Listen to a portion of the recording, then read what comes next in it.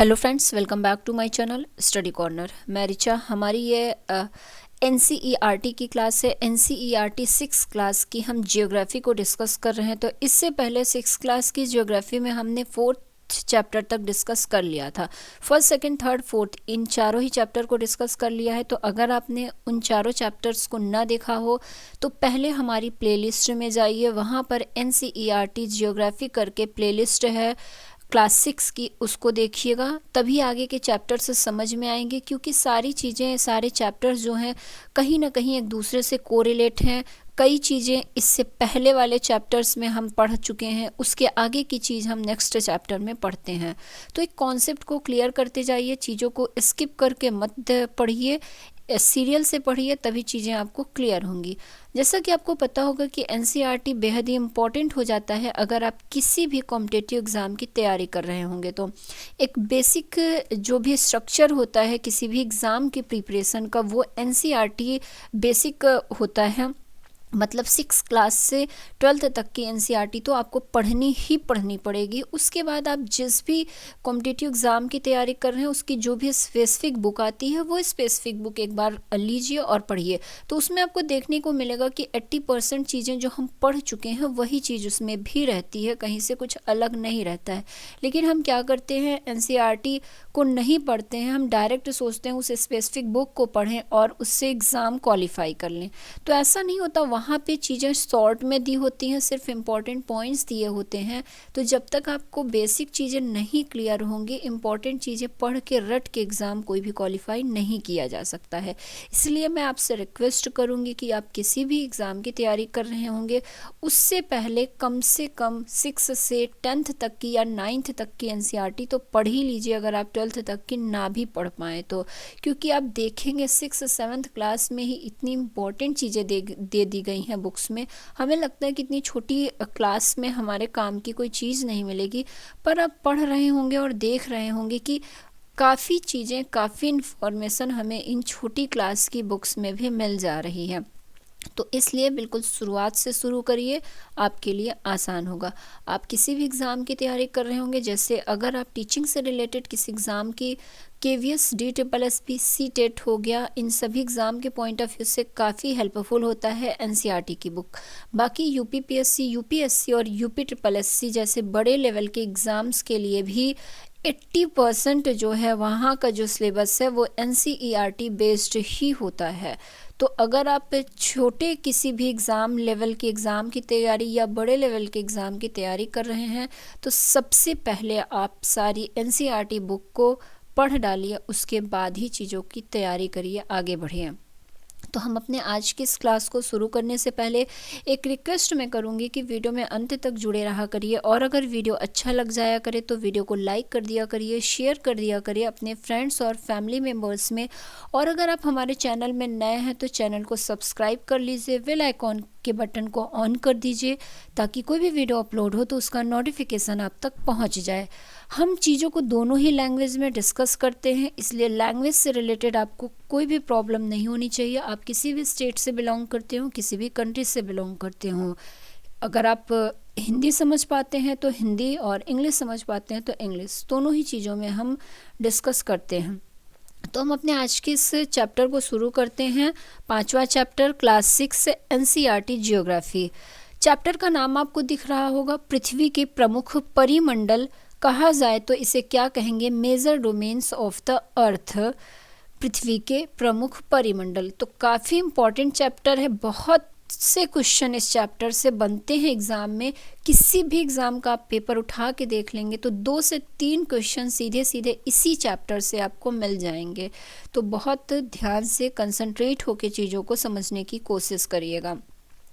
यहाँ देखा जाए तो सबसे पहले बताया गया है पृथ्वी एकमात्र ऐसा ग्रह है जहाँ जीवन है। तो बिल्कुल सही है, पृथ्वी में हमारा जीवन के लिए हर वो चीज़ मौजूद है जिसमें हम सरवाइव कर सकते हैं। बाकी ऐसा कोई भी ग्रह नहीं है जहाँ पर अभी जीवन की खोज की जा चुकी हो। तो हमारी पृथ्वी ही एकमात्र ऐसा ग्रह है जहाँ पर जीवन संभव है।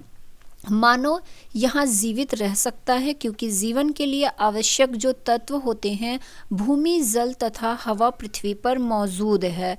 तो काफ़ी इम्पोर्टेंट चीज़ बताई गई है कि the earth is the only planet which has life, human beings can live here because the life sustaining elements of land, water and air are present on the earth।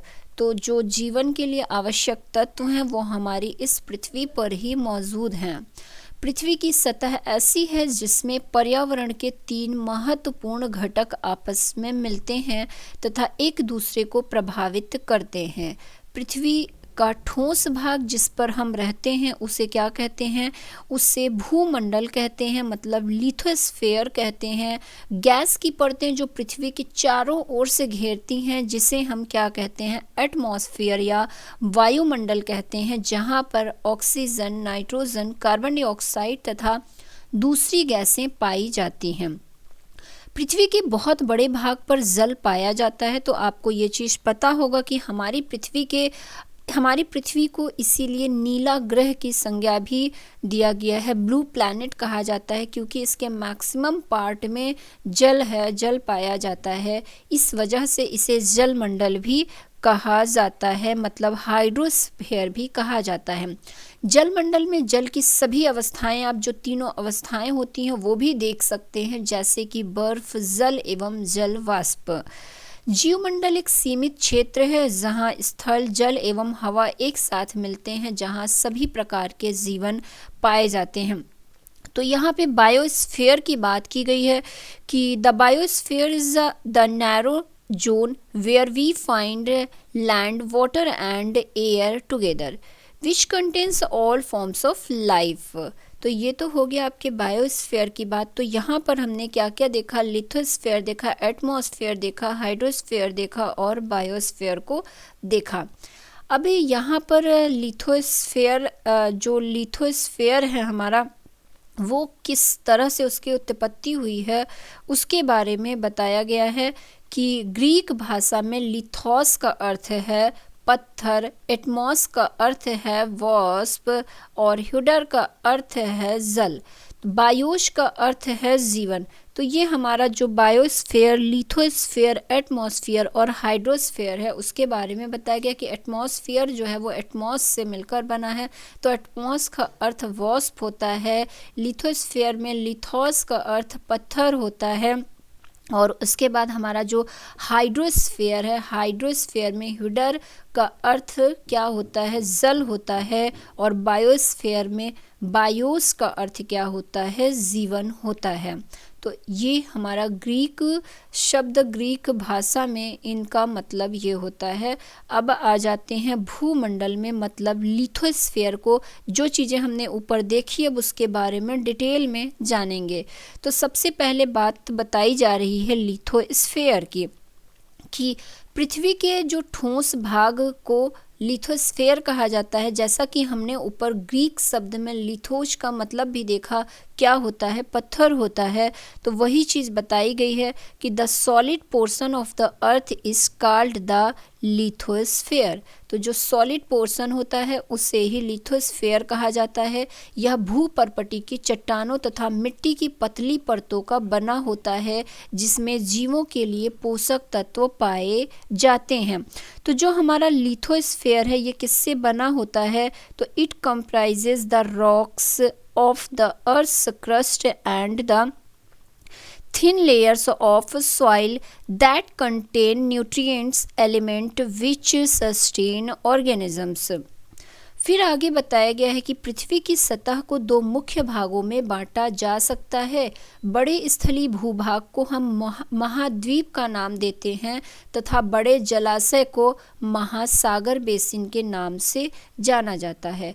तो अगर पृथ्वी को 2 भाग में डिवाइड किया जाए तो एक भाग जो है वो स्थलीय भाग होगा जिसे हम महाद्वीप के नाम से जानेंगे, जिसे हम कॉन्टिनेंट के नाम से जानेंगे, और दूसरा बड़ा जो जल वाला भाग होगा उसे हम क्या कहेंगे, उसे हम ओशियन बेसिन के नाम से या महासागरीय बेसिन के नाम से जानते हैं।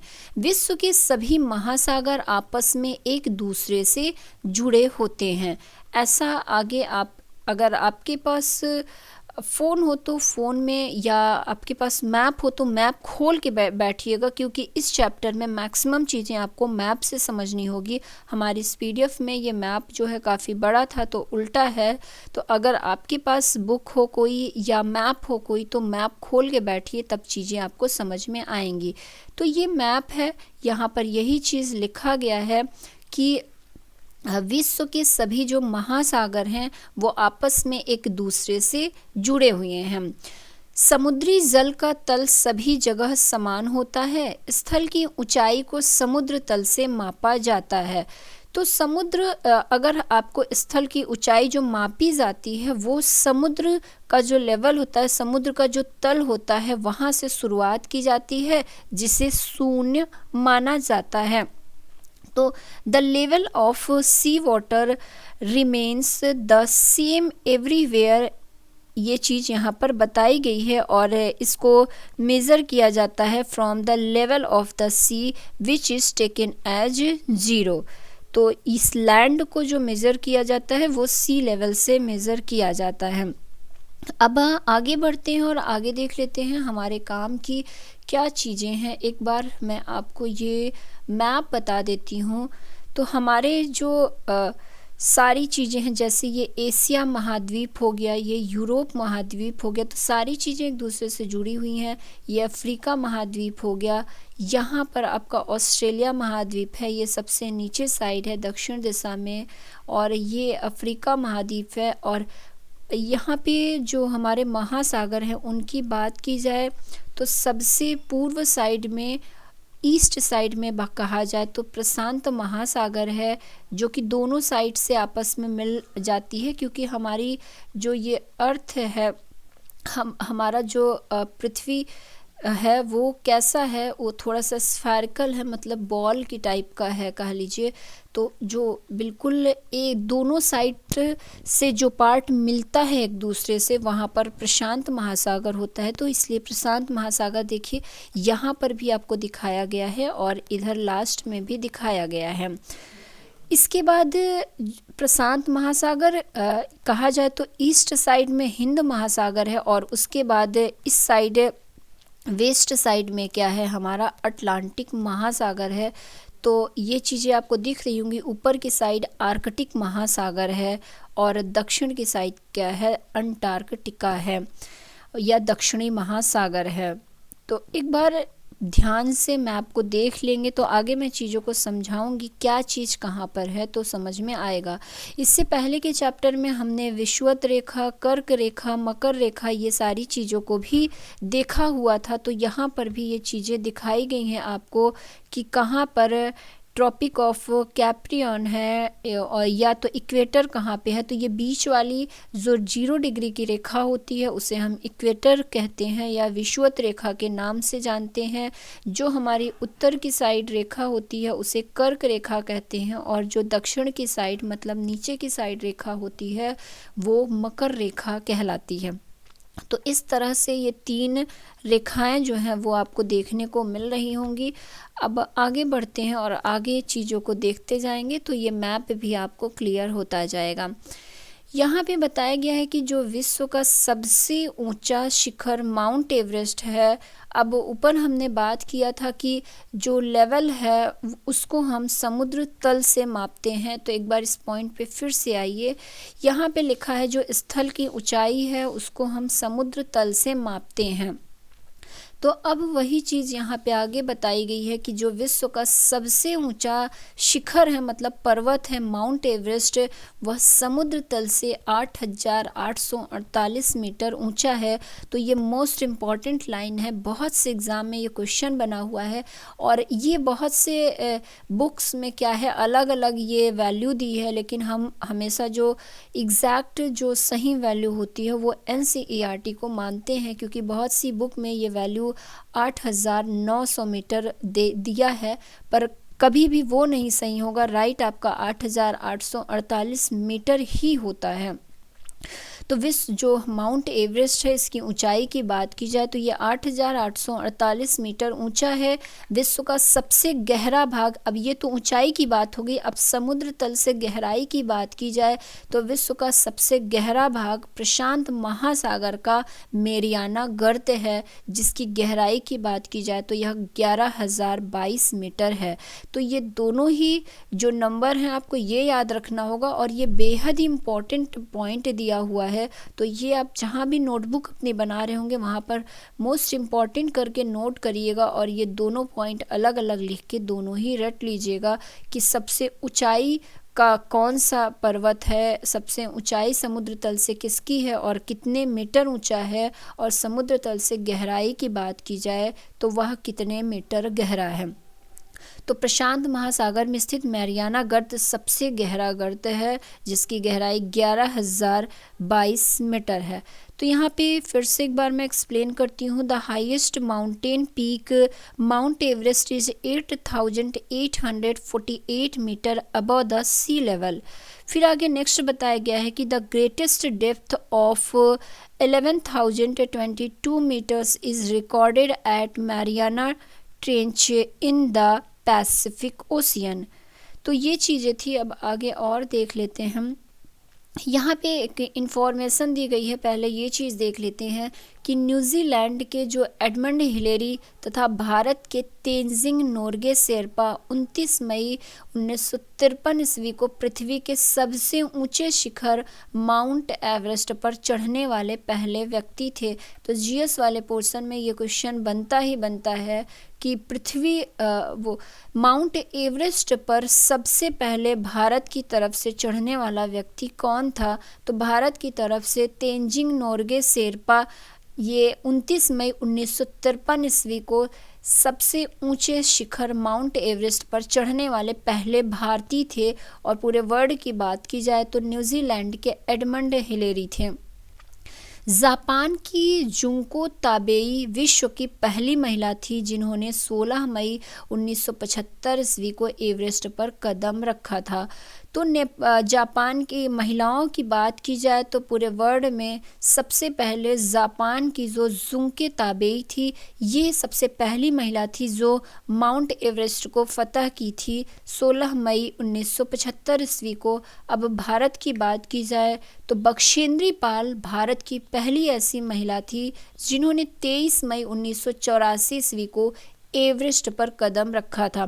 तो ये 4 टाइप के क्वेश्चन यहाँ से बनते हैं। तो ये भी पॉइंट इस क्वेश्चन के बाद आप नोट कर लीजिएगा। अलग अलग पॉइंट में 4 क्वेश्चन यहाँ से बनता है एग्ज़ाम में, और 2 क्वेश्चन ये वाला बनता है। ये इम्पॉर्टेंट क्वेश्चन यहाँ से आता ही आता है। अब महाद्वीप की बात की जाए, कॉन्टिनेंट के बारे में आगे बताया गया है। हमारे अब कितने महाद्वीप हैं, आपको ये चीज़ें यहाँ से भी सीधे सीधे क्वेश्चन बनता है कि कितने महाद्वीप हैं। तो हमारी पृथ्वी पर 7 प्रमुख महाद्वीप होते हैं, जिसे कि अभी हमने मैप में देखा था। एक बार मैप में आते हैं और इन 7 महाद्वीप को मैं आपको दिखाती हूँ। तो सबसे पहले हमारा एशिया महाद्वीप है, जो कि ये इस जगह पे आपको देखने को मिल रहा होगा। एशिया महाद्वीप के बाद बात की जाए तो यूरोप महाद्वीप है, ये है दूसरे नंबर पे। यूरोप महाद्वीप के बाद अफ्रीका महाद्वीप है, ये नीचे है, यूरोप से लगा हुआ है ये अफ्रीका महाद्वीप। उसके बाद हमारा अमेरिका महाद्वीप है, जिसको 2 भागों में बांटा गया है, दक्षिणी अमेरिका और उत्तरी अमेरिका। तो ये 2 महाद्वीप हो गए, नॉर्थ अमेरिका और साउथ अमेरिका। इसके बाद ऑस्ट्रेलिया महाद्वीप है, जो ऊपर की साइड सबसे नीचे था, ये है आपका ऑस्ट्रेलिया महाद्वीप। और इसके बाद अंटार्कटिका महाद्वीप है। तो इस तरह से ये अंटार्कटिका महाद्वीप है यहाँ पे। तो 7 महाद्वीप हमारे होते हैं। अब इन 7 महाद्वीप को हम बारी बारी से देखेंगे। तो एक बार फिर से महाद्वीप को आप अपने मैप में देखिए, ताकि आगे मैं बताऊंगी तो चीज़ें आपको समझ में आएंगी। तो एशिया महाद्वीप सबसे बड़ा महाद्वीप है, जैसा कि आपको मैप में भी दिख रहा होगा। एशिया महाद्वीप यहाँ है, यूरोप तीसरा, अफ्रीका, अंटार्कटिका चौथा, ऑस्ट्रेलिया पांचवा, और छठा हमारा दक्षिण अमेरिका, और 7वां उत्तर अमेरिका। तो इस तरह से हमारे 7 जो हैं वो कॉन्टिनेंट्स होते हैं। अब इन सातों को बारी बारी से हम देखेंगे। तो सबसे पहले हम एशिया महाद्वीप की बात करेंगे, क्योंकि ये सबसे बड़ा महाद्वीप, सबसे लार्जेस्ट महाद्वीप है हमारी पृथ्वी का, हमारे इस ग्लोब का कह लीजिए। तो एशिया विश्व का सबसे बड़ा महाद्वीप है वर्ल्ड का। Asia is the largest continent. यह पृथ्वी के कुल क्षेत्रफल के 1/3 भाग में फैला हुआ है। तो ये पूरे हमारे जो अर्थ का क्षेत्रफल है उसका 1/3 पोर्शन होता है, 1/3 भाग में फैला हुआ है। It covers about 1/3 of the total land area of the अर्थ। यह महाद्वीप पूर्वी गोलार्ध में स्थित है। तो यह महाद्वीप कहाँ पर स्थित है? पूर्वी गोलार्ध में। आपने ऊपर मैप में देखा होगा। आप पहले अपने पास मैप को खोल के रखिएगा, तभी चीज़ें समझ में आएंगी, क्योंकि मैं बार बार ऊपर लेके जाऊंगी तो यहाँ की चीज़ें समझ में नहीं आएगी। तो यहाँ पे क्या बताया गया है कि यह महाद्वीप पूर्वी गोलार्ध में स्थित है। एक बार मैं फिर से आती हूँ, अब मैप में सारी चीज़ एक्सप्लेन करूँगी, फिर यहाँ पर लिखी हुई चीज़ बताऊँगी। तो हम बात कर रहे हैं एशिया कॉन्टिनेंट की, एशिया महाद्वीप की। इसके लिए बताया गया है कि ये महाद्वीप जो है सबसे बड़ा महाद्वीप है हमारी पृथ्वी का। ये इस महाद्वीप की बात की जाए तो यह पृथ्वी के कुल क्षेत्रफल का 1/3 भाग है, 1/3 भाग में फैला हुआ है। अब ये पूर्व साइड है। तो यह महाद्वीप की बात की जाए, ये भी क्वेश्चन बनता है कि एशिया महाद्वीप किस गोलार्ध में स्थित है? तो एशिया महाद्वीप पूर्वी गोलार्ध में स्थित है, ये याद रखिएगा। इसके बाद कर्क रेखा इस महाद्वीप से होके गुजरती है। अब मैं आपको कर्क रेखा दिखाती हूँ। हमने बोला था कि जो ऊपर की साइड रेखा होती है वो कर्क रेखा होती है। तो ये जो डॉट डॉट लाइन दिख रही है ये कर्क रेखा है। तो कर्क रेखा हमारे एशिया महाद्वीप से होके गुजरती है, अफ्रीका महाद्वीप से होके गुजरती है। आगे आए तो उत्तरी अमेरिका से भी होकर कर्क रेखा गुजरती है। तो वही चीज़ बताई गई है कि कर्क रेखा जो है इससे होकर गुजरती है, मतलब एशिया महाद्वीप से होकर गुजरती है। एशिया के पश्चिम में यूराल पर्वत है जो इसे यूरोप से अलग करता है। तो ये हमारा यूरोप आपको दिख रहा होगा और ये एशिया है, तो ये बीच में यहाँ पर यूराल पर्वत दिख रहा होगा। तो ये यूराल पर्वत एशिया को यूरोप से अलग करता है। तो यूराल पर्वत की पोजीशन याद रखिएगा, ये कहाँ पर स्थित है? तो यूराल पर्वत एशिया को यूरोप महाद्वीप से डिवाइड करता है। तो ये बहुत ही इम्पोर्टेंट पॉइंट बताई गई है। यूरोप एवं एशिया के संयुक्त भूभाग को यूरेशिया कहते हैं। तो यहाँ जहाँ से यूरोप और एशिया जुड़ा हुआ है, जैसे आप देख रहे होंगे ये यूराल पर्वत वाला एरिया से लेके ये किनारे के जो भाग हैं, इस भाग को हम क्या कहेंगे? यूरेशिया कहेंगे। मतलब यूरेशिया में आप देखिए तो यूरोप का यूर हो गया और एशिया का ये लास्ट वाला शिया हो गया। तो इस तरह से यूरेशिया बना हुआ है। तो हमारा क्या है? यूरोप एवं एशिया के संयुक्त जो भाग जुड़े हुए हैं उन्हें क्या कहेंगे? यूरेशिया कहेंगे। तो ये तो एशिया के बारे में कुछ इम्पोर्टेंट फैक्ट था। Asia is the largest continent. It covers about 1/3 of the total land area of the earth. The continent lies in the eastern hemisphere. The Tropic of Cancer इसमें क्या होता है? पास होता है यहाँ से हमारे एशिया कॉन्टिनेंट से। Asia is separated from Europe by the Ural mountain on the west. तो पश्चिम की साइड से ये डिवाइड है यूराल पर्वत से, by the Ural mountain on the west. फिर क्या है कि जो कंबाइंड एरिया है, the combined land mass of Europe and Asia is called Eurasia. तो ये चीज़ अब आपको एशिया के बारे में दिख गया, समझ में आ गया होगा। मैंने मैप में सारी चीज़ें समझा दी हैं। अब यहाँ पे वही चीज़ें लिखी हुई हैं, तो अब इसको आपको मैंने बता ही दिया है। अब आते हैं जो हमारा दूसरा कॉन्टिनेंट है वो है यूरोप। एक बार इसको यहाँ पे पढ़िए, फिर से मैं आपको मैप में ले चलूँगी और वहाँ भी बताऊँगी। यहाँ पे बताया गया है कि यूरोप एशिया से बहुत छोटा है। तो एशिया आपने देखा वो सबसे बड़ा कॉन्टिनेंट है हमारी अर्थ का। तो यूरोप एशिया से बहुत छोटा है। यह महाद्वीप एशिया के पश्चिम में स्थित है। तो ये चीज़ आपने मैप में देखा है कि पश्चिम में जो यूराल पर्वत है उससे यूरोप एशिया से अलग हुआ है। आर्कटिक वृत्त इससे होकर गुजरता है, यह 3 तरफ से जल से घिरा हुआ है। अब आते हैं और आपको ये चीज़ें दिखाती हूँ मैं मैप में। हम बात कर रहे हैं दूसरे कॉन्टिनेंट जिसका नाम है यूरोप। तो यूरोप सबसे पहले तो यह पश्चिम की साइड से एशिया से अलग हुआ है, आपको ये चीज़ बता दी गई है।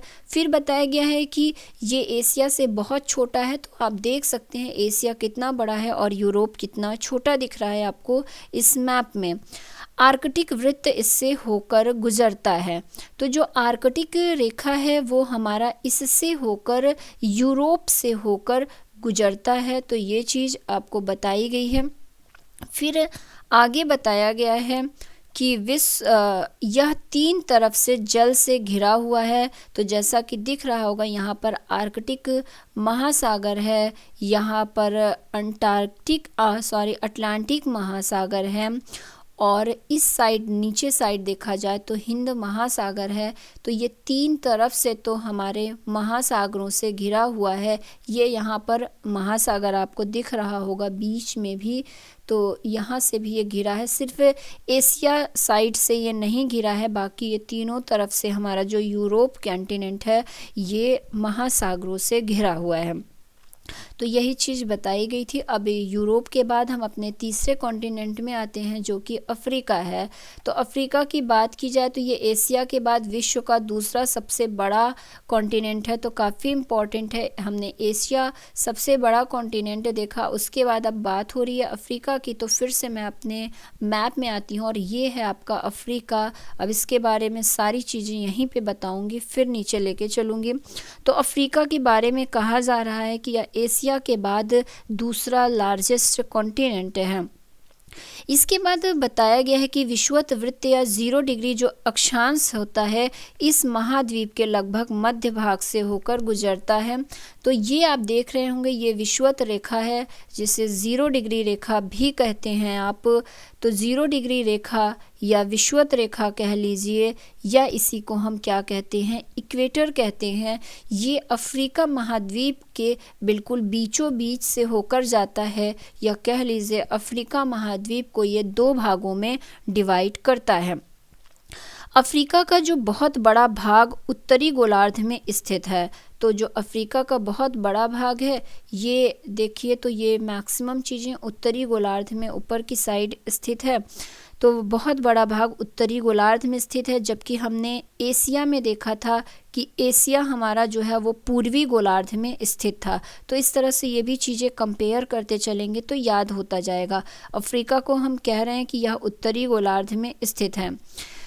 तो यही एक ऐसा महाद्वीप है जिससे होकर, सबसे इम्पॉर्टेंट मैं पॉइंट जो बता रही हूँ अफ्रीका महाद्वीप के बारे में, वो यही है कि ये एक ऐसा महाद्वीप है जहाँ से हो कर के तीनों रेखाएं, मतलब कर्क रेखा, मकर रेखा और विषुवत रेखा गुजरती है। अब इन तीनों रेखाओं को आप सीधे सीधे इस मैप में देख रहे होंगे। ये नीचे वाली जो रेखा है मकर रेखा, ये हमारी विषुवत रेखा और ये हमारी कर्क रेखा है। ये तीनों ही रेखाएं सिर्फ और सिर्फ हमारे एक ही कॉन्टिनेंट से होकर गुजरती है जिसका नाम है अफ्रीका महाद्वीप। तो ये कुछ इम्पॉर्टेंट पॉइंट था अफ्रीका महाद्वीप से रिलेटेड। अब यहाँ पे ये चीज़ें लिखी हुई हैं अफ्रीका महाद्वीप के बारे में। इसको एक बार मैं इंग्लिश में बता देती हूँ ताकि इंग्लिश लैंग्वेज वालों को भी समझ में आ जाए। Africa is the second largest continent after Asia. The equator or 0 degree latitude runs almost through the middle of the continent. A large part of Africa lies in the northern hemisphere. तो ये चीज़ आपने देख लिया। उसके बाद बताया गया है कि it is the only continent through which the Tropic of Cancer, the equator and the Tropic of Capricorn pass. तो ये तीनों रेखाएं जो हैं सिर्फ और सिर्फ अफ्रीका महाद्वीप से होके गुजरती हैं। अब आगे बहुत ही इम्पॉर्टेंट चीज़ अफ्रीका महाद्वीप के बारे में बताई गई है कि जो सहारा का रेगिस्तान है, जो विश्व का सबसे गर्म रेगिस्तान कहा जाता है, जो कि अफ्रीका में ही स्थित है। तो बहुत ही ये इम्पॉर्टेंट है। The Sahara desert which is the world's largest hot desert is located in Africa continent. तो अफ्रीका में ही स्थित है। यह महाद्वीप चारों तरफ से समुद्रों एवं महासागरों से घिरा हुआ है। तो ये ऐसा कॉन्टिनेंट है जो चारों ही तरफ से पानी से ही घिरा हुआ है। विश्व की सबसे लंबी नदी जो नील नदी है वो अफ्रीका से ही होकर गुजरती है। तो ये दूसरा इम्पॉर्टेंट पॉइंट है अफ्रीका के बारे में। 3 इम्पॉर्टेंट पॉइंट याद रखिएगा, अगर आप बाकी चीज़ें भूल भी जाते हैं तो। पहला इम्पॉर्टेंट पॉइंट कि तीनों रेखाएं जो हैं वो अफ्रीका महाद्वीप से होकर गुजरती हैं। दूसरा इम्पॉर्टेंट पॉइंट जो सहारा रेगिस्तान है, जो विश्व का सबसे गर्म रेगिस्तान है, यह अफ्रीका महाद्वीप में स्थित है। और तीसरी सबसे मोस्ट इम्पॉर्टेंट पॉइंट, विश्व की सबसे लंबी नदी जिसे नील नदी कहा जाता है, यह भी अफ्रीका महाद्वीप से होकर गुजरती है। चौथा इम्पॉर्टेंट पॉइंट, अफ्रीका महाद्वीप एशिया महाद्वीप के बाद दूसरा लार्जेस्ट कॉन्टिनेंट है। तो ये 4 इम्पॉर्टेंट पॉइंट हैं जो कि आपको याद रखना होगा। अब यहाँ ये चीज़ें तो हमने देख लिया, कर्क रेखा, मकर रेखा और विषुवत रेखा तीनों ही गुजरती है। अब हमारा जो चौथा कॉन्टिनेंट है वो है उत्तरी अमेरिका। तो उत्तरी अमेरिका की बात की जाए तो ये विश्व का तीसरा सबसे बड़ा महाद्वीप है। अब फिर से मैप में आइए और उत्तरी अमेरिका की लोकेशन देखिए ये कहाँ पे है। तो ये वाला हमारा जो पिंक वाला भाग है ये क्या है, ये उत्तरी अमेरिका है। अब पहले मैं मैप में सारी चीज़ें बताऊंगी, फिर जो लिखा है वहाँ पे ले चलूँगी। तो उत्तरी अमेरिका तीसरा सबसे बड़ा महाद्वीप है। पहला मैंने क्या बताया, एशिया बताया, दूसरा अफ्रीका बताया और तीसरा क्या बताया, उत्तरी अमेरिका बताया। यह दक्षिण अमेरिका से एक संकरे स्थल से जुड़ा हुआ है। तो ये दक्षिण अमेरिका आपको दिख रहा होगा येलो कलर में, यहाँ से इस पॉइंट से बस ये जुड़ा हुआ है। तो वही चीज़ लिखा हुआ है कि एक संकरे स्थल से जुड़ा हुआ है जिसे पनामा जल संधि कहा जाता है। तो पनामा जल संधि जो है वो उत्तरी अमेरिका को दक्षिणी अमेरिका से जोड़ने का कार्य करता है। इसके बाद आगे देखा जाए तो उत्तरी अमेरिका जो है यह महाद्वीप पूरी तरह से उत्तरी एवं पश्चिमी गोलार्ध में स्थित है। तो हमने एशिया महाद्वीप को देखा था, वो पूर्वी गोलार्ध में स्थित था। फिर अफ्रीका को देखा, वो उत्तरी गोलार्ध में स्थित है। अब यहाँ पे उत्तरी अमेरिका की बात की गई है तो ये पूरी तरह से उत्तरी एवं पश्चिमी गोलार्ध में स्थित है। तो ये चीज़ ध्यान रखिएगा, इम्पोर्टेंट पॉइंट है ये। इसके बाद यह महाद्वीप 3 महासागरों से घिरा हुआ है। तो हमारा जो उत्तरी अमेरिका है, इधर से प्रशांत महासागर दिख रहा है, यहाँ से अटलांटिक महासागर दिख रहा है और ऊपर की साइड आर्कटिक महासागर दिख रहा है। तो इस तरह से हमारा उत्तरी अमेरिका जो है ये 3 महासागरों से घिरा हुआ है। बाकी कुछ और चीज़ें बताई जाएं तो उत्तरी अमेरिका में रॉकी पर्वत आपको देखने को मिल रहा होगा। रॉकी पर्वत कहाँ पे स्थित है पूछा जाए तो ये कहाँ पे स्थित है, उत्तरी अमेरिका में स्थित है। तो ये कुछ इम्पॉर्टेंट चीज़ थी। अब मैं आती हूँ नीचे और यहाँ पे जो लिखा है वो एक बार बता देती हूँ। यहाँ पे लिखा है उत्तरी अमेरिका विश्व का तीसरा सबसे बड़ा महाद्वीप है। यह दक्षिण अमेरिका से एक संकरे स्थल से जुड़ा है जिसे पनामा जल संधि कहा जाता है। यह महाद्वीप पूरी तरह से उत्तरी एवं पश्चिमी गोलार्ध में स्थित है। यह महाद्वीप 3 महासागरों से घिरा हुआ है। तो यहाँ पे आपको उत्तरी अमेरिका, दक्षिणी अमेरिका ये जो है ये स्थल संधि है और यहाँ पे बताया गया है जो स्थल संधि है वो स्थल का एक संकरा भाग है जो 2 बड़े स्थलीय भागों को एक दूसरे से जोड़ता है। तो एक संकरे भाग से ये जुड़ा हुआ है उत्तरी अमेरिका दक्षिणी अमेरिका से। तो उत्तरी अमेरिका को आप समझ गए होंगे। अब आगे आते हैं और दक्षिणी अमेरिका की बात कर लेते हैं कि दक्षिणी अमेरिका में क्या क्या चीज़ें हैं। तो दक्षिणी अमेरिका जो नीचे की साइड स्थित है यहीं पर देख लीजिए, ये है दक्षिणी अमेरिका। तो दक्षिणी अमेरिका का अधिकांश भाग दक्षिणी गोलार्ध में स्थित है। इसके पूर्व एवं पश्चिम में कौन से 2 महासागर हैं तो आप देख सकते हैं यहाँ पर। अब आके हमारा ये है दक्षिणी अमेरिका, इसके पूर्व में अटलांटिक महासागर और पश्चिम में प्रशांत महासागर स्थित है। तो इस तरह से ये 2 महासागर जो हैं वो हमारे दक्षिणी अमेरिका में स्थित हैं, इसके दोनों तरफ स्थित हैं। विश्व की सबसे लंबी पर्वत श्रृंखला एडीज इसके उत्तर से दक्षिण की ओर फैली हुई है। तो जो एडीज पर्वत श्रृंखला है इसके उत्तर से दक्षिण की ओर फैली हुई है। तो ये हमारा उत्तर वाला भाग है और नीचे वाला दक्षिण वाला भाग है। तो इस तरह से ऊपर से नीचे की तरफ जो है वो एडीज पर्वत फैला हुआ है। दक्षिण अमेरिका में विश्व की सबसे बड़ी नदी अमेज़न नदी भी बहती है। तो यहाँ ये भी याद रखिएगा, हमने नील नदी को कहाँ पर देखा था, ऊपर नील नदी को अफ्रीका महाद्वीप में देखा था। और यहाँ पे दूसरी नदी के बारे में बताया गया है। यहाँ पे विश्व की सबसे लंबी नदी जो नील है वह अफ्रीका से होकर गुजरती है, ये देखे थे। अब दक्षिणी अमेरिका में क्या कहा गया है कि दक्षिणी अमेरिका में विश्व की सबसे बड़ी नदी अमेज़न भी बहती है, ये दूसरी सबसे बड़ी नदी है। फिर आगे ऑस्ट्रेलिया महाद्वीप को बताने से पहले फिर से दक्षिणी महाद्वीप को इंग्लिश में एक बार जानिए इसके बारे में, ताकि इंग्लिश वाले बच्चों को भी चीज़ें समझ में आती जाएं।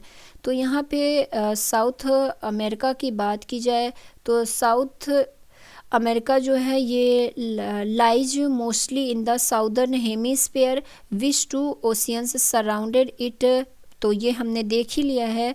इसके बाद बताया गया है कि द जो एडीज वर्ल्ड्स लॉन्गेस्ट माउंटेन है वो यहाँ पर फैला हुआ है उत्तर से नॉर्थ टू साउथ। फिर South America has the world's largest river the Amazon. तो जो अमेज़न है वो भी दक्षिण अमेरिका में है। अब हमारा जो नेक्स्ट कॉन्टिनेंट है वो है ऑस्ट्रेलिया महाद्वीप। ये सबसे छोटा महाद्वीप है। एक बार मैं इसको दिखाती हूँ, इसकी लोकेशन को दिखाती हूँ। तो ये आपको देखने को मिला होगा, ये बहुत छोटा सा बिल्कुल नीचे की साइड है, यही है हमारा ऑस्ट्रेलिया महाद्वीप। तो ये विश्व का सबसे छोटा महाद्वीप कहा जाएगा 7 महाद्वीपों में से। तो ऑस्ट्रेलिया विश्व का सबसे छोटा महाद्वीप है जो कि पूरी तरह से दक्षिणी गोलार्ध में स्थित है। तो पूरी तरह से नीचे की साइड स्थित है। यह चारों तरफ से महासागरों तथा समुद्रों से घिरा है। इसे द्वीपीय महाद्वीप भी कहा जाता है। हमारा ऑस्ट्रेलिया कॉन्टिनेंट जो है वो Australia continent is the smallest continent that lies entirely in the southern hemisphere. It is surrounded on all sides by the oceans and seas. It is called an island continent. तो इसलिए इसे क्या कहेंगे, Iceland continent भी कहेंगे, क्योंकि ये चारों ही तरफ से जल से घिरा हुआ है। अब जो लास्ट हमारा कॉन्टिनेंट है वो है अंटार्कटिका। तो अंटार्कटिका की बात की जाए तो अंटार्कटिका एक बहुत बड़ा महाद्वीप है जो कि दक्षिणी गोलार्ध में स्थित है।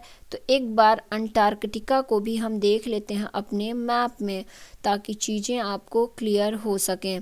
तो अंटार्कटिका की बात की जाए तो अंटार्कटिका के बारे में क्या बताया जा रहा है आपको, तो आपको ये चीज़ दिख रहा होगा, ये सबसे नीचे अंटार्कटिका है, दक्षिणी महासागर के नीचे देख रहे होंगे अंटार्कटिका है महाद्वीप। इसके बारे में बताया गया है, यही चीज़ आगे आपको कि हमारा जो अंटार्कटिका कॉन्टिनेंट है ये बहुत बड़ा महाद्वीप है जो कि दक्षिणी गोलार्ध में स्थित है। दक्षिणी ध्रुव इस महाद्वीप के मध्य में स्थित है। चूँकि यह दक्षिणी ध्रुव क्षेत्र में स्थित है इसलिए हमेशा मोटी बर्फ़ की परतों से ढका रहता है। तो ये हमारा जो है बिल्कुल पोल वाला भाग है, इसलिए यहाँ हमेशा बर्फ़ गिरती रहती है। ये भाग बहुत ठंडा होता है कह लीजिए। यहाँ किसी भी प्रकार का स्थायी मानव निवास नहीं करता है। तो यहाँ लोग मानव नहीं निवास करते हैं। बहुत से देशों के शोध केंद्र यहाँ पर स्थित हैं। भारत के भी 2 शोध संस्थान यहाँ पर स्थित हैं। इनके नाम है मैत्री तथा दक्षिणी गंगोत्री। तो ये भी इम्पॉर्टेंट पॉइंट है, ये क्वेश्चन बन सकता है हमारे एग्ज़ाम में। तो कहा जा रहा है कि Antarctica completely in the southern hemisphere is a huge continent. The south pole lies almost at the centre of this continent. As it is located in the south polar region it is permanently covered with thick ice sheets. There are no permanent human settlement. Many countries have research stations in Antarctica. India also has research station there. These are named as मैत्री and दक्षिण गंगोत्री। तो ये भारत के जो शोध केंद्र यहाँ पे स्थित है, इनके नाम आपको याद रखने होंगे। तो इस तरह से आपने देखा सातों कॉन्टिनेंट के बारे में, इम्पॉर्टेंट पॉइंट के बारे में उनके। तो ये चीज़ें बहुत जो भी बहुत शॉर्ट में बताई गई है, लेकिन बहुत ही इम्पॉर्टेंट पॉइंट आपको सातों कॉन्टिनेंट के बारे में बताया गया है। मतलब आप सातों कॉन्टिनेंट को इतना तो याद ही कर सकते हैं। अभी आप किसी भी कॉम्पिटिटिव एग्ज़ाम की बुक उठाएंगे तो एक एक कॉन्टिनेंट के बारे में 2-2 पेज लिखा हुआ है, तो कुछ मत याद रखिए, लेकिन जितनी चीज़ें एटलीस्ट हमने यहाँ पे पढ़ी हैं वो तो आपको याद ही रखना पड़ेगा। अब जलमंडल के बारे में बताया गया है, जो हाइड्रोस्फीयर है। तो सबसे ऊपर हमने शुरुआत कहाँ से किया था, यहाँ पे आपको बताया गया था कि पृथ्वी का जो ठोस भाग है वो भूमंडल होता है, गैस वाला भाग वायुमंडल और पानी वाला भाग जलमंडल होता है।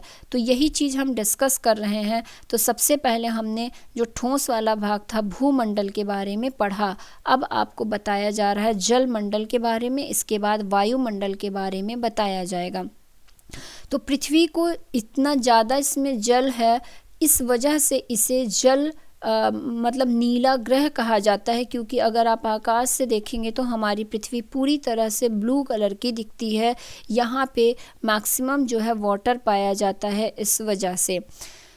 तो ये चीज़ लिखी गई है कि पृथ्वी को नीला ग्रह कहा जाता है। पृथ्वी का जो 71% भाग है वो जल से ढका हुआ है, तथा 29% भाग जो है वो लैंड के रूप में है, भूमि के रूप में है, स्थल के रूप में है। जल मंडल में तो हमने एक तरह से कहा जाए तो 29% वाले भाग को तो ऊपर डिस्कस कर ही लिया है। अब जल मंडल वाले 71% वाले भाग को डिस्कस करेंगे यहाँ पे। तो जल मंडल में जल के सभी रूप उपस्थित होते हैं। इसमें महासागर हम देखेंगे, नदियाँ, झीलें, हिम नदियाँ, भूमिगत जल तथा वायुमंडल में जो जलवाष्प उपस्थित है, ये सारी ही चीज़ें हमारे जल मंडल में जल के विभिन्न रूप हैं। पृथ्वी पर पाए जाने वाले जल का 97% से अधिक भाग महासागरों में पाया जाता है। जैसा कि ये आपको एक चार्ट के माध्यम से दिखाया गया है, पाई चार्ट है जो, जिसमें दिखाया गया है कि जो 71% वाटर है हमारे अर्थ का, उसका 97.2% भाग ओशन के रूप में, महासागर के रूप में है, और 0.03% भाग ही हमारे पीने योग्य है, मतलब फ्रेश वाटर के रूप में है। बाकी 2.77% भाग जो है इसका हिम चादरों तथा भूगर्भ में संचित जल के रूप में है। तो ये चीज़ें आगे लिखी भी हुई हैं। यहाँ पे बताया गया है कि पृथ्वी पर पाए जाने वाला जल का जो 71% है, उसका 97% से अधिक भाग महासागरों में पाया जाता है, एवं वह इतना खारा होता है कि वो हमारे पीने योग्य नहीं होता है, या हमारे मानव के किसी उपयोग में वो नहीं आता है। शेष जल का बहुत बड़ा भाग बर्फ की परतों एवं हिम नदियों तथा भूमिगत जल के रूप में पाया जाता है। तो अब उसके बाद जो पार्ट बच भी रहा है, उसमें भी कहा जाए तो बहुत सा बड़ा भाग जो है वो बर्फ़ के रूप में पाया जाता है, जहाँ तक हम पहुँच ही नहीं सकते हैं। बहुत एक भाग उसमें भूमिगत जल और हिम नदियों के रूप में पाया जाता है। अब हमारे मतलब देखा जाए तो जो काट छांट के हमारे यूज का जो वाटर है वो बहुत कम है। उसका यहाँ पे आपको परसेंट बता दिया गया है, 0.03% ही सिर्फ फ्रेश वाटर हमारे काम का है, बाकी हमारे किसी काम का नहीं है। तो ये चीज़ें यहाँ थी, यहाँ लिख दी गई हैं कि जल का बहुत कम भाग अलवण मतलब जो फ्रेश वाटर के रूप में पाया जाता है, जो मनुष्य के इस्तेमाल में आता है। यही कारण है कि नीले ग्रह में मतलब इतने ज़्यादा पानी में रहने के बावजूद भी हम पानी की कमी को महसूस कर रहे हैं, क्योंकि पानी तो बहुत है हमारे अर्थ में, लेकिन हमारे काम का बहुत कम है। महासागर की अब बात की जाए तो हाइड्रोस्फीयर के अंतर्गत हम सबसे पहले क्या पढ़ेंगे, महासागरों को पढ़ेंगे, ओशियन को पढ़ेंगे। इसमें ऊपर की चीज़ें आपको समझ में आ गई होंगी। ओशियन में देखा जाए तो यहाँ पे बताया गया है महासागर जल मंडल के मुख्य भाग होते हैं। तो जो ओशियन होते हैं वो हाइड्रोस्फीयर के मुख्य पार्ट, मेन पार्ट होते हैं। ये आपस में एक दूसरे से जुड़े हुए हैं। महासागरी जल हमेशा गतिशील रहता है। तरंगें, ज्वार भाटा तथा महासागरी धाराएं महासागरी जल की 3 प्रमुख गतियां होती हैं। तो जो महासागरीय जल गति करता है वो 3 रूपों में गति करता है, एक तो तरंग के रूप में, दूसरा ज्वार-भाटा के रूप में और तीसरा महासागरीय धाराओं के रूप में गति करता है। तो यहाँ बताया गया है कि oceans are the major part of hydrosphere, they are all interconnected, the ocean waters are always moving, the 3 chief movement of ocean water are the waves, the tides and the ocean current. तो ये 3 रूपों में पाया, 3 गतियाँ इनकी होती हैं। बड़े से छोटे आकार के आधार पर क्रमशः 5 महासागर हैं। तो हमने 7 कॉन्टिनेंट को देखा, अब आप 5 ओशियन को देखेंगे, 5 महासागर को देखेंगे अपनी अर्थ में। पहला प्रशांत महासागर, दूसरा अटलांटिक महासागर, तीसरा हिंद महासागर, चौथा दक्षिणी महासागर और 5वां अंटार्कटिका महासागर। तो अब यहाँ पे आपको इन 5 महासागर के बारे में बताया गया है। बेहद ही इम्पॉर्टेंट ये रहेगा आपका। प्रशांत महासागर सबसे बड़ा महासागर है। एक बार हम 5 महासागर को अपने मैप में देख लें तो चीज़ें आगे पढ़ने में ज़्यादा सही होंगी। तो सबसे पहले हिंद महासागर आपको दिख रहा होगा। हिंद महासागर के बाद आया जाए तो कौन सा महासागर आपको मैप में दिख रहा है? हिंद महासागर के बाद बात की जाए तो ये देखिए यहाँ पे आपको अटलांटिक महासागर दिख रहा है। अटलांटिक महासागर के बाद किया जाए तो यहाँ पे आर्कटिक महासागर दिख रहा है, यहाँ पे दक्षिणी महासागर दिख रहा है, 5वां यहाँ पे आपको सबसे नीचे यहाँ पे प्रशांत महासागर दिख रहा है। तो इस तरह से हमने 5 महासागर पढ़े, प्रशांत महासागर, हिंद महासागर, अटलांटिक महासागर, आर्कटिक महासागर और दक्षिणी महासागर। तो यही चीज़ यहाँ पे 5 महासागर को अब देख लिए। अब इसके बारे में पढ़ते हैं। तो सबसे पहले प्रशांत महासागर की बात की जा रही है कि हमारा जो प्रशांत महासागर है, पैसिफिक ओशियन जिसे कहेंगे, सबसे बड़ा महासागर है। तो पैसिफिक ओशियन क्या है? ये सबसे लार्जेस्ट ओशियन की श्रेणी में आता है। यह पृथ्वी के 1/3 भाग पर फैला हुआ है। तो जिस तरह से हमने एशिया कॉन्टिनेंट को देखा था कि वो पृथ्वी के 1/3 पार्ट में फैला हुआ था, सेम उसी तरह आप कंपेयर करते जाइए। प्रशांत महासागर को बताया गया है कि ये सबसे बड़ा महासागर है और यह पृथ्वी के 1/3 भाग पर फैला हुआ है। पृथ्वी का सबसे गहरा भाग मैरियाना गर्त प्रशांत महासागर में ही स्थित है। तो ऊपर हमने ये चीज़ देखा हुआ था। प्रशांत महासागर लगभग वृत्ताकार है। एशिया, ऑस्ट्रेलिया, उत्तर एवं दक्षिण अमेरिका इसके चारों ओर स्थित हैं। तो ये आप अपने मैप को खोल के रखिए और ये चीज़ें देखते जाइए। अब दूसरा हमारा जो ओशियन है वो है अटलांटिक महासागर। तो अटलांटिक महासागर की बात की जाए तो ये विश्व का दूसरा सबसे बड़ा महासागर है।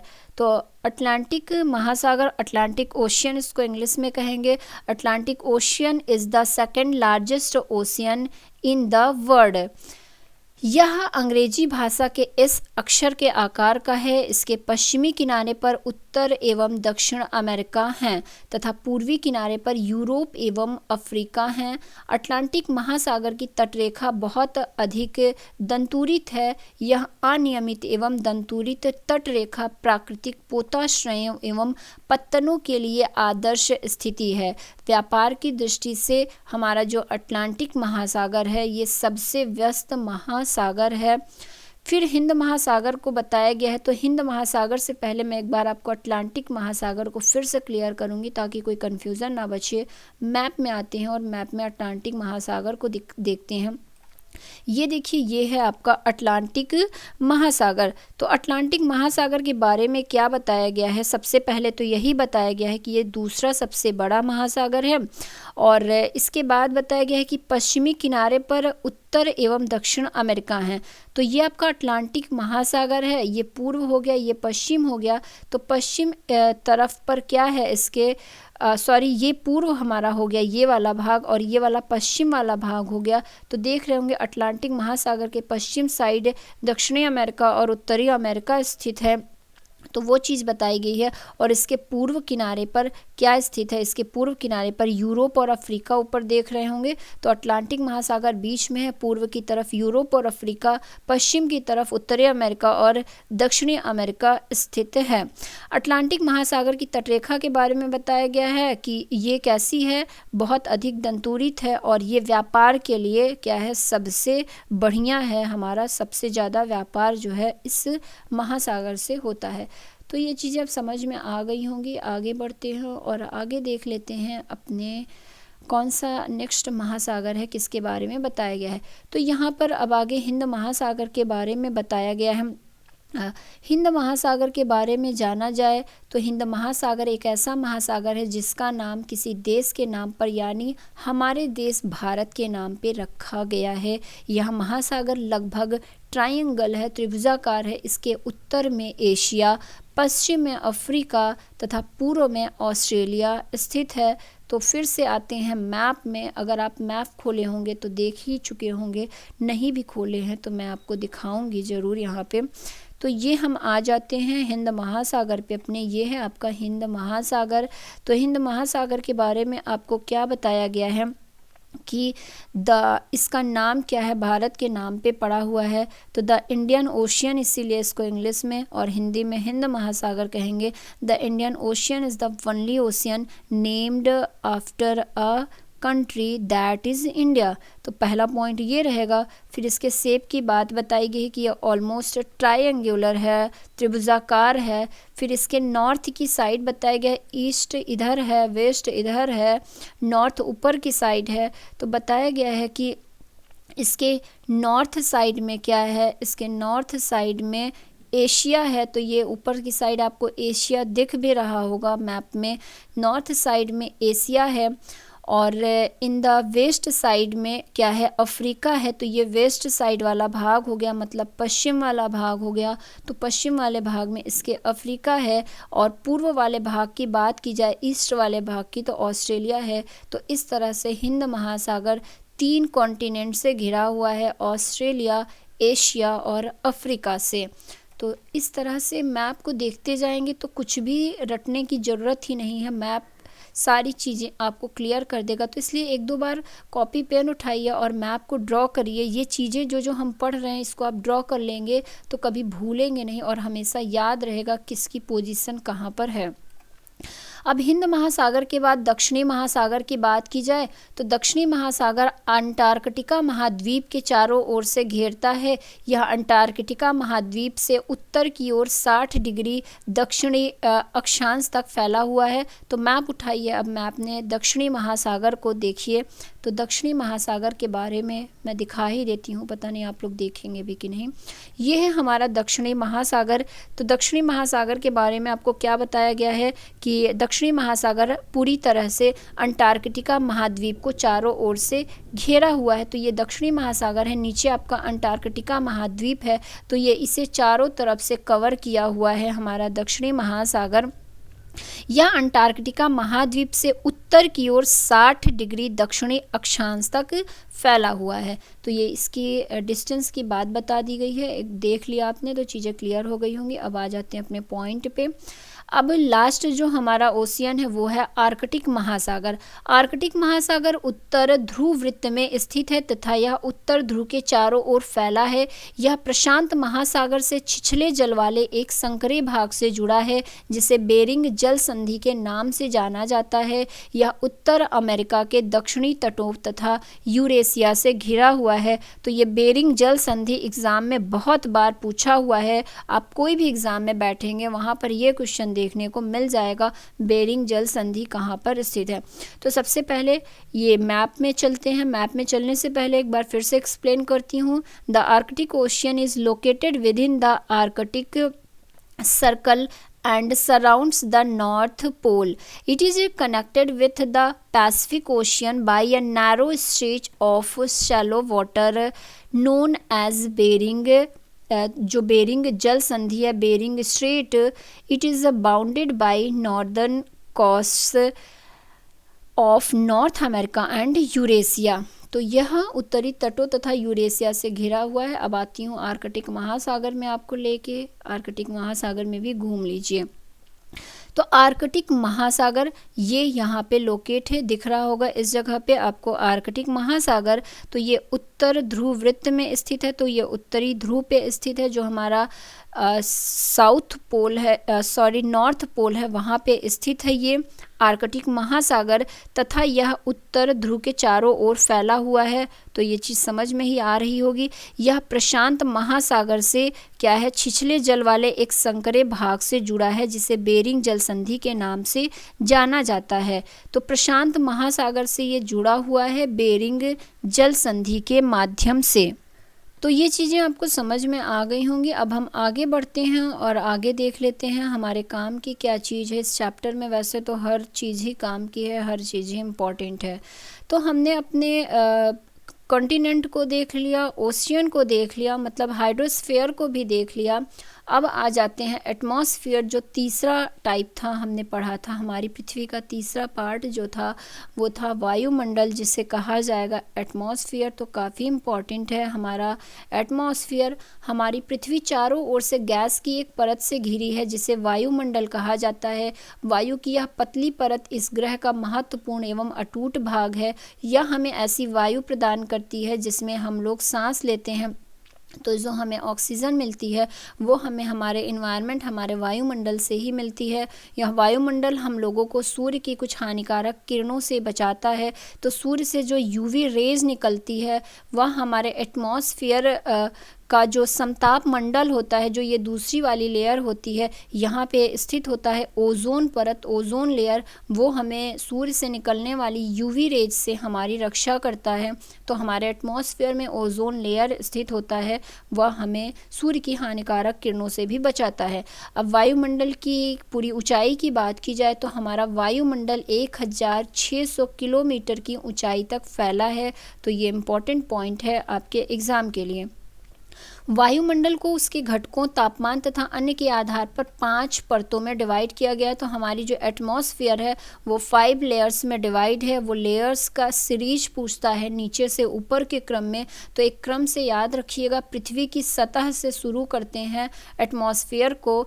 तो सबसे नीचे जो है वो क्षोभ मंडल आता है, उसके बाद समताप मंडल, फिर मध्य मंडल, फिर आयन मंडल तथा फिर बहिर्मंडल आता है। तो ये आपको यहाँ पे दिख रहा होगा इस इमेज में देखा जाए तो सबसे नीचे वाला जो लेयर है वो कौन सा लेयर रहेगा आपका, सबसे नीचे, जिसे क्षोभ मंडल कहा गया है, इंग्लिश में इसे ट्रोपोस्फेयर कहेंगे।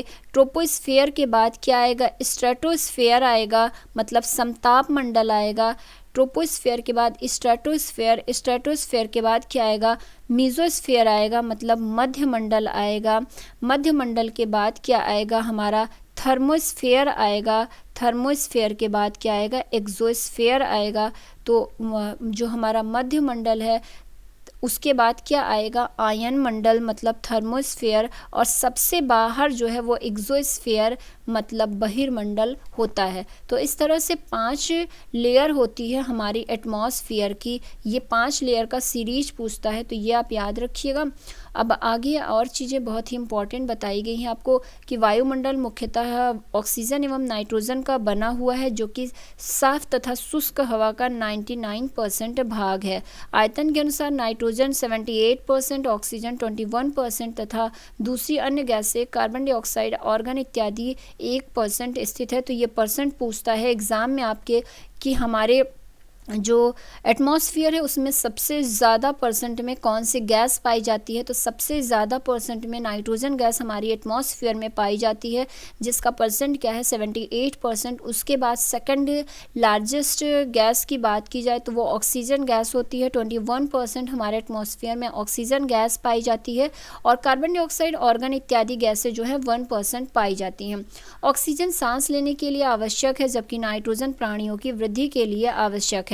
कार्बन डाइऑक्साइड यद्यपि बहुत कम मात्रा में हमारे एटमॉस्फेयर में पाया जाता है, लेकिन यह पृथ्वी के द्वारा छोड़ी गई ऊष्मा को अवशोषित करती है, जिससे पृथ्वी गर्म रहती है। यह पौधों की वृद्धि के लिए भी आवश्यक होती है। तो हमारे लिए तो कार्बन डाइऑक्साइड उतना इम्पॉर्टेंट नहीं है जितना यह पेड़ पौधों के लिए इम्पॉर्टेंट होता है। जो कि हमने फोटोसिंथेसिस वाली चीज़ों में साइंस में देखा हुआ है। तो यहाँ पे यही चीज़ बताया गया कि कार्बन डाइऑक्साइड यद्यपि बहुत कम मात्रा में है, लेकिन हमारे साथ साथ या पौधों की वृद्धि के लिए बहुत ही इम्पॉर्टेंट होता है। ऊंचाई के साथ साथ वायुमंडल के घनत्व में भिन्नता आती है। यह घनत्व समुद्री तल पर सबसे अधिक होता है तथा जैसे जैसे हम ऊपर की ओर जाते हैं यह तेज़ी के साथ घटता जाता है। आप जानते हैं कि पहाड़ों पर पर्वतारोहियों को हवा के घनत्व में कमी होने के कारण सांस लेने में कठिनाई होती है। तो वही चीज़ बताई गई है, जैसे जैसे हम ऊपर की ओर जाते हैं क्या होता है कि जो घनत्व है वो घटता जाता है।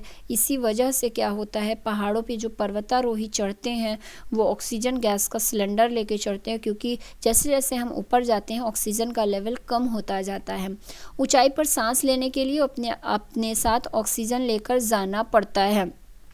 जैसे जैसे हम ऊपर की ओर जाते हैं तापमान भी घटता जाता है, टेम्परेचर भी माइनस में होता जाता है। वायुमंडल पृथ्वी पर दबाव डालता है, यह एक स्थान से दूसरे स्थान पर अलग अलग होता है। कुछ क्षेत्रों में हमें अधिक दाब महसूस होता है जबकि कुछ क्षेत्रों में कम।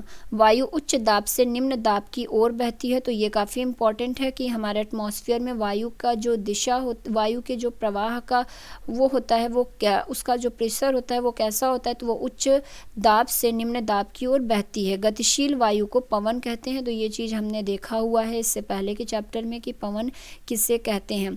तो इस तरह से यहाँ पे ये हमारा जो स्थल वाला भाग है ये स्थल वाला भाग स्थल मंडल, वायु वाला भाग वायुमंडल, ऊपर वाला जो हो गया मतलब वो एटमॉस्फेयर, जल वाला भाग हमने हाइड्रोस्फीयर कहा, जल मंडल जो कि जल वाला पूरा एरिया होता है। तो इस तरह से हमने इन तीनों ही चीज़ों को डिस्कस कर लिया है। ये हमारे जैव मंडल जो है इन्हीं तीनों चीज़ों से मिलकर बना हुआ है। तो अब आ जाते हैं जीव मंडल की पूरी ओवरऑल बात करते हैं। तो जीव मंडल क्या होता है, मतलब बायोस्फीयर को जाने तो बायोस्फीयर क्या है। तो जीवमंडल मतलब बायोस्फीयर जीवमंडल स्थल, जल तथा हवा के बीच का एक सीमित भाग है।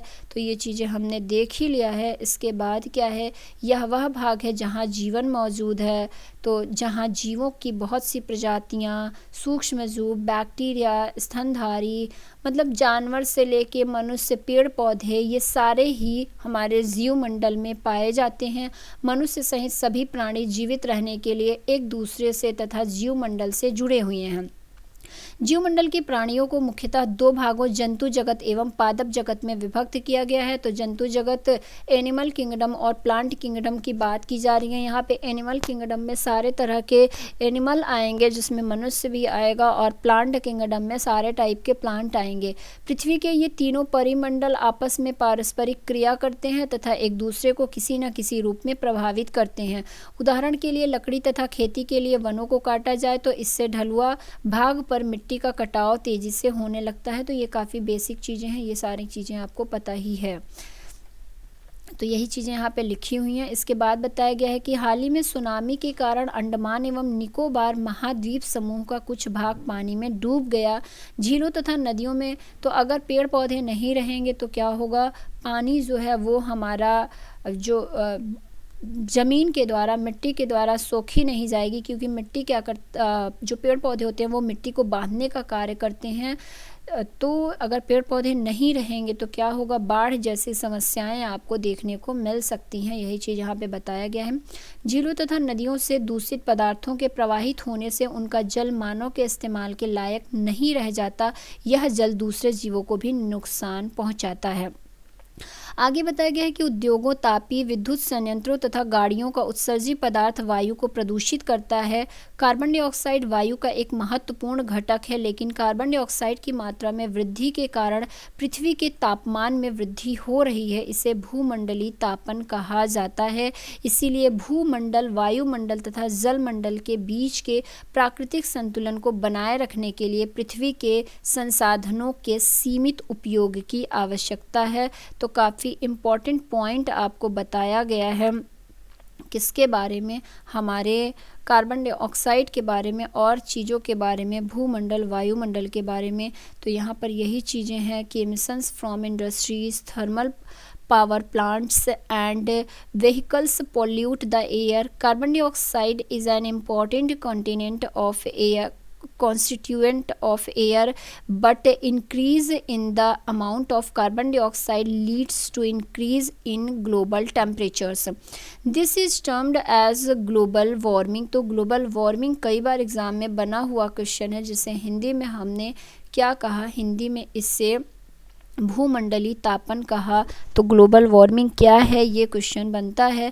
फिर क्या है, there is thus a need to limit the use of resources of the earth to maintain the balance of nature between the domains of the lithosphere, the atmosphere and the hydrosphere. तो इस तरह से हमारा ये chapter यहाँ पर ख़त्म होता है। काफ़ी इम्पॉर्टेंट चैप्टर है। मैं कहूँगी इसका आप लिख के इस चैप्टर को समझेंगे, मैप के माध्यम से समझेंगे तो ये चैप्टर ज़्यादा क्लियर होगा। थोड़ा सा आपको डर लग रहा होगा इस चैप्टर में, क्योंकि हर चीज़ ही इम्पॉर्टेंट है और इतनी ज़्यादा चीज़ें हैं कि हम भूल जाते हैं। लेकिन अगर आप 1 से 2 बार अपनी कॉपी उठाइए, वहाँ पे सबसे पहले एक मैप ड्रॉ करिए और हमने जितने कॉन्टिनेंट की बात की वो उसमें आप लिख के समझिए। कॉन्टिनेंट के बाद ओशियन को देखा, कहाँ पर क्या लोकेट है वो चीज़ लिखिए। कुछ पर्वत को देखा और जो चीज़ें भी हमने पढ़ी वो चीज़ आप सब कुछ उस मैप में ड्रॉ करेंगे तो चीज़ें याद रहेंगी, हमेशा एक दूसरे से कोरिलेट करके पढ़ेंगे। तो चैप्टर कैसा लगा, समझ में आया या नहीं, कमेंट ज़रूर करिएगा। कहीं भी किसी भी पॉइंट में कोई कन्फ्यूज़न हो या मैंने कुछ गलत बोला हो तो वो भी बताइएगा, उसको नेक्स्ट वीडियो में सुधार किया जाएगा। या आपको कुछ नहीं समझाया, ढंग से नहीं समझ में आया तो वो भी बताइएगा। हम अपने नेक्स्ट वीडियो में वो सारी चीज़ें पहले क्लियर करेंगे, फिर आगे बढ़ेंगे। तो वीडियो अच्छा लगा हो तो लाइक कर दीजिएगा, शेयर कर दीजिएगा अपने फ्रेंड्स और फैमिली मेम्बर्स में। और अगर आपने हमारे चैनल को सब्सक्राइब नहीं किया है तो चैनल को सब्सक्राइब कर लीजिए, बेल आइकॉन के बटन को ऑन कर दीजिए ताकि कोई भी वीडियो अपलोड हो तो आपको उसका नोटिफिकेशन पहुंच जाए। अपने नेक्स्ट वीडियो में हम फिर से मिलते हैं, तब तक के लिए धन्यवाद।